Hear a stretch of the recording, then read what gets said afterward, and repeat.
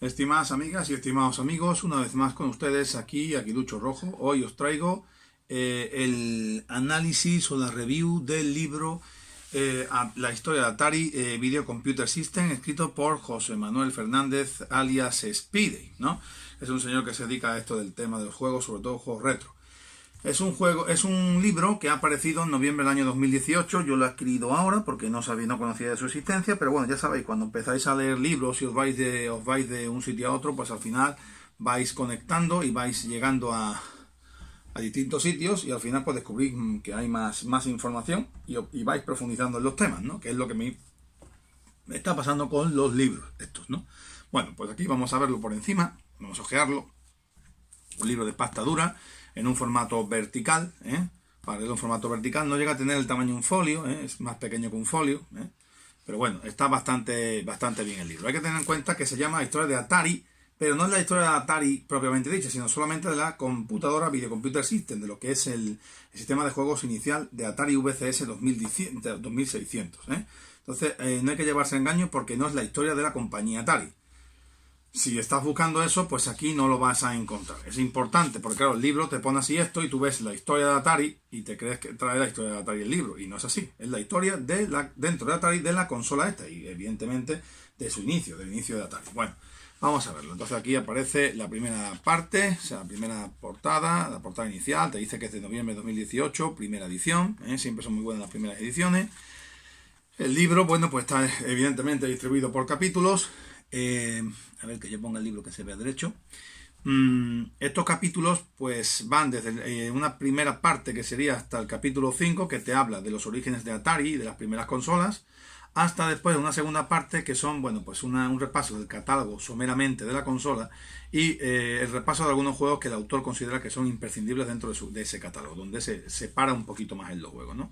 Aquí hay una breve presentación donde, bueno, pues te dice que el autor entró en contacto por vez primera con los videojuegos con la máquina Space Invaders, que la vio con su padre en un bar, donde, bueno, un domingo salió con su padre y la vio, y a partir de ahí, bueno, pues más tarde el padre llevaría a la casa la Atari VCS 2600, que ya, por eso supongo que tendrá este hombre pues tantos recuerdos y tanta añoranza a la máquina, y es por eso que decidieron escribir este libro, decidió escribir este libro, aunque iba a hacerlo con otro compañero que falleció, supongo, el hombre, que no lo dice claramente, pero parece ser entre líneas que falleció, y se lo dedica el libro a esa persona, un tal Gabriel. Bueno, aquí aparece ahora de introducción, la va a firmar el señor Iker Jiménez, que dice que jugó al Pelé, tal y cual, y también tendría el Atari, y aquí sale con el icónico que tantos quebraderos de cabeza le trajo a Atari, a la compañía. Bueno, primer capítulo te habla de orígenes, te habla de la máquina inicial de Computer Space, que apareció en el Instituto Tecnológico de Massachusetts, de la universidad, sobre los años 50, finales de los 50, 56, aproximadamente 58. A partir de esta máquina Computer Space, el señor Nolan Bushnell creó una máquina que se llamó Space War, que esa sí fue una máquina comercial. Esta Computer Space fue como una especie de experimento, ¿no? Pero bueno, también creo que tuvo algo comercial. Aquí de hecho se ve que esto está bastante bien porque el libro está salpicado de este tipo de publicidades. Aquí vemos un reclamo publicitario para distribuir la máquina, donde te dice, bueno, pues las características de la misma y que había que utilizar una moneda de 25 centavos para poder echar una partida. Aquí se ve una pantalla de esa máquina recreativa que vemos que es bastante arcaica, ¿no? Pero bueno, hay que tener en cuenta que es el primer videojuego, un fondo de estrellitas, una nave, unos misiles y bueno, y había que acabar con la nave enemiga, ¿no? Creo que también tenía para 2 jugadores, si vemos la máquina, tiene 2 joysticks exactamente, tiene para 2 jugadores. ¿Qué más? Aquí aparece una de las primeras computadoras que ocupaban toda una habitación, más concretamente la PDP-1, la PDP-1, donde aparecía un juego muy arcaico aquí, que era una especie de tenis, ¿no? Aparecía una línea vertical que marcaba las revistas de perfil y una pelotita que iba de un lado a otro, ¿no? Y con un botón se pulsaba y en función del tiempo que se pulsara o de la intensidad, pues subía más rápido, más lenta la bolita que se movía por la pantalla. Que es un tenis muy básico. Aquí está Nolan Bushnell, que está ahí pues en su taller. Este hombre, pues al ver la máquina Computer Space, pues él decide hacer Space War, que es una evolución de esa máquina, y ponerla en el mercado comercial, en el circuito comercial. Aquí vemos una pantalla de Space War. Después aparece otro capítulo, jugar en casa, que evidentemente pues va a significar que se va a llevar lo que es la experiencia de las máquinas arcades al hogar, ¿no? Aquí aparece una de las primeras consolas que también aparecieron junto a la Magnavox Odyssey de Ralph Baer, que fue la Fairchild Channel F, que es una consola que tiene el honor de ser la primera consola con juegos intercambiables, es decir, que tiene cartuchos, ¿no? Como hoy día tenemos los juegos y todo esto, que no solamente tiene un juego en la consola o unos juegos incluidos, como puede ser una mini NES o una mini Super NES, ¿no? Por citar ejemplos recientes, ¿no? Aquí se podían meter cartuchos, ¿eh? Y fue competencia de la Magnavox Odyssey y también de la Atari VCS 2600. Aquí aparece esta máquina, se llamó HomePong, Pong para casa, para el hogar, que fue una evolución del juego de tenis o de ping pong que apareció en la Magnavox Odyssey y que Nolan Bushnell, cuando creó su compañía Atari, bueno, pues hizo esta consola para llevarla a los hogares. Hizo la de Space War, que la puso en circulación, en el circuito comercial, en los bares, los salones recreativos de Estados Unidos, porque Atari es una compañía estadounidense, y después vio que todo fue a partir de ver el Computer Space, creó Space War, y después a partir de ver juegos de la Magnavox Odyssey, aunque él siempre lo negó, pues creó el Pong, ¿no? Aquí vemos cómo era la máquina Magnavox Odyssey, que apareció en el año 72, si no mal recuerdo, 71-72 y en el 1972, que fue obra del Ralph Baer, del ingeniero alemán Ralph Baer, que huyó de la Alemania nazi y se afincó en Estados Unidos, como otros tantos ingenieros y personas alemanas. Y bueno, pues aquí vemos una foto de las personas jugando en el hogar, en lo que era la Magnavox Odyssey, ¿no? Los cables venían pegados a la consola, no eran inalámbricos, evidentemente, los mandos, y unos cables cortos, unos armatostes de mandos, y ahí, bueno, pues vemos que eran 3 cuadraditos y una raya, y eso era la consola, no era más, pero hay que tener en cuenta que esta fue la primera consola. Entonces, claro, pues todo un avance, ¿no? Es pionera y histórica, ¿no? Aquí, bueno, pues te comento también que Ralph Baer pudo comprobar pues que Pong era una copia de sus juegos, y entonces uno de sus juegos, y entonces, bueno, pues lo demandó a Atari, y que básicamente consistía la penalización que le puso el juez a Atari en que todo lo que apareciera en un año posterior a la fecha del juicio, una vez que se había celebrado y dado la sentencia, pues tenía que darle unos beneficios a Ralph Baer, a Magnavox Odyssey, ¿no? Pero ¿qué hizo Atari? Pues no hacer nada ese año, ¿eh?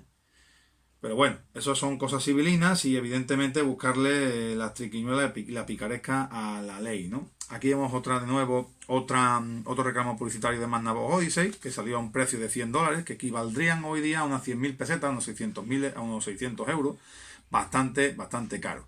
Y este es el señor Ralph Baer, que es el creador de la primera consola más conocida, que es la Magnavox Odyssey, que ya hemos visto anterior, ¿no? Bueno, ahí ya sale ahora aquí, te habla de las entrañas de VCS. Hay que decir que, aunque el libro, como he dicho, pone aquí que es la historia de Atari, y sale en rojo, después debajo te ponen las siglas Video Computer System, que es la máquina VCS 2600, que es la primera que apareció. Esto es la historia de Atari, pero de esa máquina, de sus orígenes y de esa máquina. No se ve después el modelo 5200, ni la Atari Lynx, que fue la portátil, ni las otras revisiones que tuvo la máquina. Solamente se habla de sus inicios, de los orígenes de la compañía, muy por encima, muy someramente, y de la consola VCS 2600. Aquí vemos una VCS 2600 que está en un museo, como era por dentro de la máquina, con sus componentes, lo podemos ver aquí. Aquí ya aparecen algunas publicidades de la máquina. Aquí te dice, por ejemplo, este es un cartel muy curioso, donde te dice que te fueras rápido y raudo a comprar la máquina, porque Atari había hecho un estudio de mercado y como se acercaban las navidades, pues que se iban a quedar sin unidades en las tiendas, ¿no? Era un reclamo publicitario para que la gente fuera compulsivamente a comprar. En este capítulo, bueno, pues también aparecen periféricos, aparece el clásico joystick, ¿no? El palo con el único botón que tenía, la máquina solo tenía un botón. Después para jugar a juegos así de tenis, como veis ahí con las raquetas, para jugar al juego de coches, driving. Aquí aparece un joystick que era manejado con la mano, también con la palanquita, muy ergonómico. Y un teclado porque también había juegos así de estilo matemáticas y cositas de estas, ¿no? Después, aparte, vemos otros mandos que eran también del mismo estilo, pero para niños, que este era para niños, aguantaba más el troqueteo, los golpeteos de los niños. Y aquí aparece una tabla con la que se podía hacer un tema de esquí. Y aparte, esta tabla era muy similar a la del Wii Fit, la de Nintendo. Por lo tanto, ya veis que siempre hay estas ideas, ya muchas veces se han tocado con anterioridad y la gente se copia de las ideas. Ahora, ¿se la han inventado nuevo o está copiado? Ya eso ya es cuestión de buscar el 3 pies al gato y no lo sabremos nunca, pero claro, aquí vemos cómo se jugaba el tema del esquí, ¿no? Y estaba esa tabla ahí que se llamaba The Joy Board, ¿no? Una Joy Board, ¿no? Por lo tanto, ya estaba inventada, no era algo exclusivo de Nintendo con su Wii, ¿no? La Wii Fit, que después también apareció para Wii U. Un modelo mejorado, sino que ya estaba, ya existía. Bueno, pues vamos a proseguir. Si escucháis ruido son los niños que están aquí en la casa y evidentemente pues estoy haciendo el vídeo por la tarde y ya con esto es más complicado, ustedes me disculpáis, ¿eh? Después aquí aparece pues una pistola para jugar a juegos de tiros.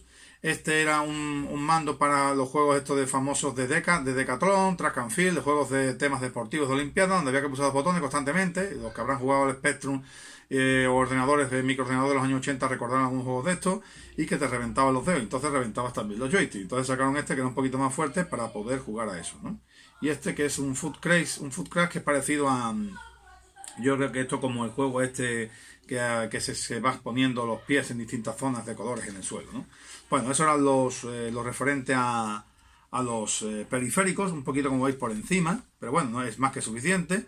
Después te dice aquí Atari en nuestras vidas. Bueno, pues aquí se ve uno de los primeros modelos de VCS, de Atari VCS 2600. Aquí vemos publicidad de la Atari con sus primeros juegos de salida. Aquí vemos también mucha más publicidad. Algunas de estas fotografías que se ven pues no tienen una resolución excesivamente buena porque están muy ampliadas y no tienen la resolución original no sería fuerte y a veces no se pueden leer las letras los textos en inglés, pero bueno, más o menos se puede leer. Ahí vemos otro modelo de Atari. Ahí vemos, bueno, pues publicidad de la época. Aquí te habla en este capítulo concretamente, bueno, aquí vemos que este es un anuncio de televisión española, cuando esto es en los años 80, concretamente el año 82, bueno, pues vino a España, la publicidad que había, que venía con el Comecocos.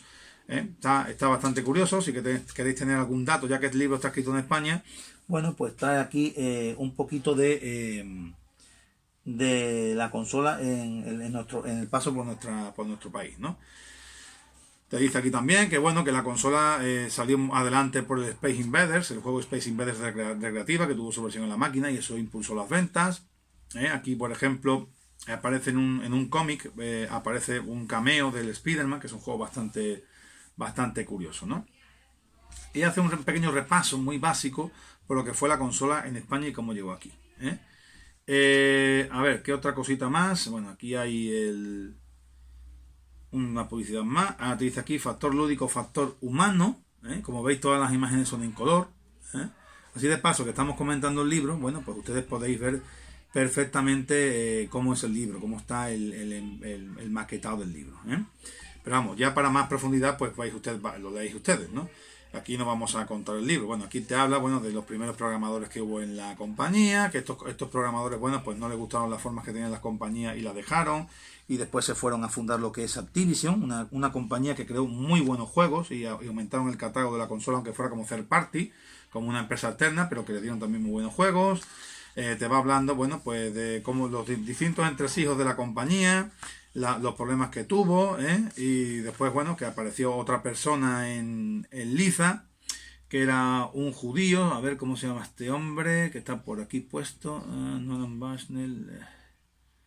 A ver, el señor Jack Tramiel, es un señor judío afincado en Estados Unidos que compró la compañía, y a partir de eso pues parece que Atari cambió un poquito y no les gustó mucho. Aquí lo vemos a este hombre con sus hijos, pues no le gustó mucho a la gente cómo se llevó la compañía en aquellos entonces, y muchas de las personas que había inicialmente en Atari se fueron y tuvieron que traer, bueno, pues nuevos programadores que venían de distintos sitios, de distintas procedencias, algunos programadores informáticos sin tener idea de hacer videojuegos. Y bueno, pues el catálogo parece que se resintió un poco, pero como digo, con compañías como Activision o algunas más que había por ahí, pues crearon unos juegos bastante interesantes. Pero a partir de ahí el catálogo de la consola se resintió. Una consola que tuvo una gran cantidad de juegos. Básicamente, la fuerte de la consola era el gran catálogo que tenía. No de calidad, sí algunos de calidad, pero muchos títulos, ¿no? Muchos videojuegos. Entonces una consola que en el año 92 ya, pues la VCS 2600 pues dejó de fabricarse, por lo menos por lo que dice aquí, porque claro, como digo, está centrado en la 2600, la VCS Atari VCS 2600, Video Computer System 2600, y cesó su producción en el año 92. Lo cual no quiere decir que no siguiera Atari fabricando cositas posteriormente, pero por lo menos la 2600 acabó de fabricarse en el 1992. Bueno, aquí aparece también un capítulo de publicidad, donde bueno, aparecen algunos pósters publicitarios. Ya os digo aquí el problema que tiene esto, pues que a veces son fotos con una mala resolución que se han ampliado y no se ven bien los textos, pero más o menos lo puedes leer. ¿Ves? Aquí vemos un fake, una publicidad engañosa de Stevie Wonder. Si pudiera jugar esta consola jugaría esta. Un póster aquí que sale con todo el catálogo que tenía por aquel entonces Atari, con los distintos géneros de juegos. Aquí vemos que ya no se ve bien la resolución de los textos, aunque más o menos se pueden leer, y donde te va explicando por las distintas cositas que tiene el sistema, ¿no? Y sobre todo hay una cosa interesante que hacía mucho hincapié en que no te va... dice, will they damage my TV set? Te dice que dañará esto mi televisión, porque la gente, recuerdo yo que cuando yo tuve el Spectrum, perdón, la gente decía que estropeaba los televisores. Esto es mentira, no me estropea nunca un televisor. Tenía solamente uno para jugar a eso, en color chiquitito, un Thomson, pero jamás se estropeó ni tuvo defectos, ¿no? Entonces, tontería. Entonces aquí te decían que para la gente se creyera que la tele, que era cara en aquel entonces, se iba a estropear, que no se estropeaba, ¿eh? Vemos aquí más publicidad del Atari, como digo, a todo color, con el color que tuviera la época. Aquí vemos a Mrs. Pac-Man, que también tiene aquí su publicidad. La señora aquí, ahí a los hermanos Mario jugando en el salón de una casa. Aquí vemos distintas cositas, ¿veis? Publicidad de aquella época. El catálogo, distintos juegos del catálogo. El señor Indiana Jones, el buscador en busca de arca perdida. Aquí vemos a este. ¿Por qué Atari es el número 1? Bueno, pues ahí te da una serie de argumentos que no te lo explica. Más juegos, donde te dice, bueno, aquí esto es ya de, si no mal recuerdo, de Parker Brothers, que fue una third party, y te dice, bueno, pues los distintos juegos que tenía, el mismo Frogger de la ranita, pero para todos los sistemas que lo tenía. Entre ellos, pues aquí está Atari 5200, y tiene que estar aquí también Atari 2600, que es el que estamos hablando. ¿Veis? Del 2600 al 5200, pues hay una diferencia. Este es más potente, el 5200, un modelo posterior. Una revisión de la consola que no viene aquí en el libro, esa historia. Aquí, bueno, pues te viene otro juego aquí que se llama Sword Quest, publicitado. El Demon Attack, aquí, con este niño. En fin, el retorno del Jedi, ¿no? Bueno, un juego de Jedis. Aquí vemos también cómics de Mario, cómics de Spider-Man, que también tuvo aquí pues su videojuego, el Spider-Man. Ahí lo vemos con el Duende Verde, que tenía unos actores que hacían el anuncio por lo que dice aquí en el libro. Y después ya aquí, esta es la primera parte del libro, y ahora aquí aparece una segunda parte que es el catálogo de Atari, donde, bueno, pues va a poner aquí, pues, la carátula del juego y una pantalla, y va a darte unos pequeños datos, ¿no? Del año de producción, la compañía, el género, y te da algún pequeño dato o anécdota del juego, ¿veis? Aquí aparece otra carátula con una pantalla, otra carátula con una pantalla, carátula y pantalla de cada juego, más o menos 2 juegos por página, a todo color como vemos aquí, con los distintos juegos más característicos, más representativos. Como digo, no es una relación exhaustiva porque el catálogo es más grande, Pero bueno, aquí creo que con esto como botón una buena muestra. Si no, el libro pues tendría que haber sido evidentemente bastante más largo. Pero yo creo que esto así representa muy bien la consola. Y te enteras de bastantes cositas, que yo no tuve esta consola, pero sí es cierto que viendo esto, pues he cogido un emulador que tengo por ahí de una Raspberry Pi y he podido jugar algunos juegos y me he encontrado alguna que otra sorpresa agradable. Aquí vemos el Pelé, que era un juego muy básico, como podemos ver. Este no lo tengo, por cierto, en la emulación, este juego no. Aquí está el Space Invader, que es el juego que hizo que la consola tuviera mucho éxito cuando salió, porque fue una versión de la recreativa, aunque no era excesivamente bueno el juego. Bueno, recreaba lo que era la recreativa, pero la recreativa era un poquito mejor. También el Missile Command, el de los misiles, ¿no? ¿Qué más? Ya veis que los juegos, aquí está el famoso Berserk, que salió también en Cuarto Milenio. Aquí vemos cómo es el juego, que es más o menos lo que vimos en Cuarto Milenio. El juego eran, como vemos aquí en las pantallas, muy básicos, porque la consola no daba para más. Es una consola de los años 70, que además estuvo vigente hasta el año 90, o sea que no se le puede pedir más. Aquí vemos el famoso ET, un juego que trajo muchos problemas. El ET tuvo problemas porque Atari tenía, me parece, no recuerdo exactamente las consolas que tenía, pero imaginaos que tuviera 8 millones de consolas vendidas, un parque de 8 millones de consolas, y Atari hizo pues 20 millones de copias, ¿no? Con lo cual hizo más copias que las consolas que tenía, porque entendía que la gente iba a comprar la consola para jugar a ET, ¿no? Entonces al final, bueno, pues está la famosa leyenda, y que hay un documental por ahí, que aparecieron en el desierto de Álamo Gordo los videojuegos, tal y cual. Eso no es a ciencia cierta, no sabemos si es verdad o no, pero bueno, el caso es que parece que lo que sí es cierto es que produjo un gran crack a la compañía. Aquí vemos juegos como este de fútbol americano, de béisbol, el Fénix, el En busca del arca perdida, Raiders of the Lost Ark, muy interesantes. Aquí vemos Siguen mis hijos por ahí chillando, lo siento, yo intento no callarme para que no contaminen mi locución, ¿eh? Pero ellos están ahí y es imposible, estoy que hacerlo por las mañanas, hoy no me da tiempo, además están los dos malos, pero fíjense todo lo malo que están, que me están dando por saquillo ahí. Bueno, esto es un comentario de pasada, ¿eh? Este es Battlezone, un juego muy interesante de tanques, que está bastante bien, con el radar había que ir buscando los tanques. Después tenemos aquí, pues, qué sé yo, pues jueguecitos muy curiosos, el del monstruo de las galletas, del barrio Sésamo para los niños, el Kangaroo, el Mario Bros, que también tuvo su versión aquí en Atari, que Nintendo aquí sí hizo este juego para Atari, curioso, ¿verdad? ¿Qué más? Mrs. Pac-Man, Galaxian, también muy, muy bueno, Jungle Hunt, también muy curioso, el Track and Field, que utilizaba el joystick este que vemos aquí de 2 botones, que ya lo hemos visto anteriormente, el Pole Position también, el de tenis lo he podido jugar, está bastante bien para la época, y este de el Real Sport Soccer está bastante curioso, mejor que el Pelé, pero no tenía porteros en las porterías, pero no está mal, es un intento de acercamiento al fútbol, al deporte rey, bastante interesante para la época, ¿no? Siempre hay que tener en cuenta que estamos en los años 70, ¿eh? Los Gremlins, no sé, por decir algunos, el Millipede, el Junior Pac-Man, el Crossbow de la máquina recreativa, uno de boxeo.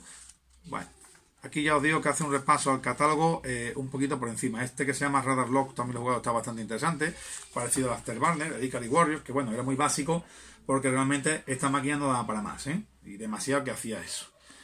¿Qué más? El Roadrunner, que era bastante difícil, no lo he jugado, Después aquí aparece también este Fatal Run. El Clax es este, sí, el Clax, que fue de los, y el último de los últimos, el Xenophobe, ya veis que es del año 90. Bueno, ahora aparece aquí un capítulo que es de los juegos que el autor ha considerado más representativos de la máquina y se detiene un poquito más en ellos, ¿no? Hay una pequeña introducción y ahora aquí aparece el Boxing, un juego que por cierto, aunque se ve ahí tan simple, representa un cuadrilátero y 2 boxeadores ahí dándole. Solamente tiene un botón, como hemos visto, el joystick, y tú básicamente con este puño debes golpear la cara del contrario. Y aquí hay un contador, y cuando tú lo golpeas, pues te dan un punto hasta que llegues a 100, que es el KO. Y tienes 2 minutos pues para hacer el combate. La verdad es que está bastante entretenido, interesante. Te puede llegar a aburrir, porque teniendo en cuenta lo que hay hoy en día, pues esto evidentemente se ha quedado arcaico. Pero que no vayas a creer que están, que no entretiene, que tiene su pique, que está curioso el juego. Puedes mover al boxeador por aquí, en diagonales, arriba, derecha, en las 8 direcciones. Y está bastante curioso el juego. Es un juego que es mítico de la consola, ¿no? Y por eso aquí este hombre hace esta parada. Después está el famoso Pitfall, que también es un juego mítico, hecho por Activision, que como digo, tenía unos grandes programadores. Aquí vemos como el juego, bastante bien. Solo se manejaba con el joystick y un botón. Vas con el personaje este por aquí, por la jungla, saltando, esquivando troncos, subiendo lianas, esquivas escorpiones, murciélagos, pájaros, y tienes que ir recogiendo tesoros por las distintas pantallas con un scroll. Bueno, yo creo que va pantalla a pantalla. Este no tiene scroll parallax, sino un scroll que se mueve con el personaje, sino que llegas a la pantalla y sale una pantalla nueva, Este es el Pitfall de Activision, ¿vale? Después también te pone aquí que siempre te dice que esto no es una relación exhaustiva de juegos, Aquí está el Star Wars, que tuvo varias versiones de Star Wars. Este concretamente es el Imperio Contraataca, The Empire Strikes Back, en el que, bueno, pues vamos con nuestra nave y nos van apareciendo los AT estos aquí, y bueno, pues tenemos que movernos por aquí, podemos manejar la velocidad del caza y dispararle y acabar con esta gente, ¿no? Con las máquinas estas del Imperio. Está curioso, Está curioso. Yo lo he jugado, y está bastante entretenido, Después está el Spider-Man, que como digo tuvo una campaña publicitaria bastante grande. Tenemos que ir subiendo por el edificio con nuestra liana, podemos tirar la liana en diagonal o en vertical. Tenemos un contador de lianas que se van agotando. Si cogemos alguno de estos personajes, de estos malos que están en las ventanas, pues el tema de la liana, de lo que es la barra de lianas, pues la vamos regenerando, ¿no? Ahí veis como, por ejemplo, empezamos desde abajo, vamos subiendo, tenemos que llegar hasta esta parte, por aquí arriba está el Duende Verde que está poniendo una bomba y quiere destruir los edificios, ¿no? Entonces, el juego está bastante curioso y no es fácil, Estos juegos todos tenían su dificultad, no se acaban en un momentito, Vemos que también venía aparejado con un cómic, la publicidad en la que, bueno, el mismo Duende Verde veía como el Spider-Man jugaba y iba ganando, estaba curioso. ¿Qué más? Aquí el Demon Attack, que fue muy parecido al Phoenix y que, por cierto, la misma Atari, bueno, pues le dijo a estos señores de la compañía Imagine, que era una third party, creo que se pleitearon con ellos por el juego. Después creo que llegaron a un acuerdo amistoso, supongo que consistiría en cada juego que se vendiera, pues tendrían que darle un tanto, ¿no?, de licencia, porque ellos habían conseguido la licencia oficial de Phoenix, y esto pues parece que iba a hacerle sombra a su juego oficial, porque Atari tenía también, como hace por ejemplo Nintendo o Sony, sus propios juegos que lanzaba para su propia máquina, ¿no? Aquí vemos una promoción en la que Magic te daba, si comprabas un juego te regalaba el otro, ¿no? Eran 4 títulos, comprabas 2 y te regalabas los otros 2. Bueno, pues está bien, ¿no? Aquí vemos publicidad, cartelería de la época. Aquí está el famoso River Raid, que lo programó una señora, un juego muy bueno, muy mítico, donde, bueno, pues tenemos que ir con nuestro caza, vamos en vertical, podemos manejar la velocidad, tenemos una barra de fuel que nos limita, hay unas zonas donde podemos reponer el fuel, repostarlo, y vamos acabando con los barcos, con los helicópteros, con los puentes que van apareciendo, y no podemos chocarnos ni con los laterales, ni con ninguna cosa. Y así pues vamos pasando la fase. Está bastante entretenido, aquí vemos más, básicamente, perdón, la pantalla como era. Vamos a ver un poco de agua, que se me seca la garganta. Aquí lo veis, un juego muy bueno. ¿Qué más? Aquí tenemos el Cubert, que básicamente salía esta pirámide en perspectiva isométrica, ¿no?, en 3 dimensiones, y teníamos que ir pisando todas estas zonas para completar la pirámide. Después aparecía un muñequito que nos iba deshaciendo el trabajo. Está bastante bien. También lo he podido jugar en el emulador y me ha gustado. No está mal el concepto. El Cubert también tiene otra versión después. El Decathlon, que es uno de estos juegos en los que había que usar el joystick para pulsar los botones, que por cierto no lo he podido jugar porque no está en mi emulador. Un juego mítico también. Parecido al Track and Field de Konami o Hyper Sports. Tuvo aquí su versión de Activision, aquí aparecen por las distintas pruebas, que si 110 metros, que si lanzamiento de disco, si salto, el tiro de pértiga, los 1500 metros, el high jump, salto alto, en fin. Está bastante, se ve que está bien. Apareció también un Pitfall, una segunda parte de Pitfall, que además este juego también fue de Activision y tenía mejoró bastante el primero. ¿Pero por qué? Porque fue de los primeros cartuchos que traían un chip dentro que mejoraba las prestaciones de la máquina. Traía un hardware dentro del cartucho, como hiciera por ejemplo Super Nintendo con el chip Super FX en sus juegos, como por ejemplo Turner FX o Star Fox, ¿no? Entonces, bueno, pues se veía bastante bien el juego y tenía música in-game como el primero, mejoró animaciones, el mapeado ya era más grande, había más posibilidades de subir, de bajar escaleras, en fin, un juego bastante bueno y sobre todo que incluyó un chip dentro del propio cartucho para mejorar la experiencia de juego, el hardware. Después también el famoso California Games, otro juego también de pruebas deportivas, aquí solamente tenía 4, porque la máquina evidentemente está muy limitada. ¿Qué más? California Games. Aquí vemos cómo vamos bajando una montaña con una bicicleta de esta mountain bike, un motocross VH, esa podría ser perfectamente, ¿no? Mis hijos con la poca vergüenza golpeándome la puerta, lo siento, por favor. Después tenemos aquí el Kung Fu Master, que fue un juego que ya salió tardío porque a la consola le cogió el crack del año 83, que fue una depresión, un año de crisis o una época de crisis que hubo allí en Estados Unidos, y bueno, fue un juego que salió, a pesar de eso, salió en la consola, tenía sus limitaciones, porque ya sabéis que el Kung Fu Master tiene 2 botones, uno para puño y otro para patada, pero como solamente yo tenía un botón, pues solamente se podía hacer una única acción, ¿no? Se quitaban las patadas en salto, pero bueno, el juego está bastante bien para las limitaciones que tiene la máquina, Ya os digo que aunque se vea muy simple, es un juego que está bastante bien. Y después, por último, tenemos aquí el epílogo, en el que, bueno, pues lo hace el otro compañero que ha escrito con él el libro de Genesis, la guía esencial de los videojuegos de 8 bits en España, y Continuous Play, la historia de las máquinas arcade en España, que es Jesús Relinque Petja, que creo que, si no mal recuerdo, es sevillano o de Cádiz, y bueno, pues el hombre pues le da 2 o 3 apuntes muy curiosos de cositas y de historias que hay sobre la máquina, que están bastante bien. Ya esto lo descubrís ustedes aquí. Y por último aparecen aquí unos agradecimientos, y ya está. Y por último, bueno, aquí la bibliografía. No ha puesto webgrafía, aunque sí es cierto que aquí en los agradecimientos pues te dice que hay una serie de zonas, de partes en internet de donde él ha cogido información, ¿no? Que, a ver, ¿cómo se llama?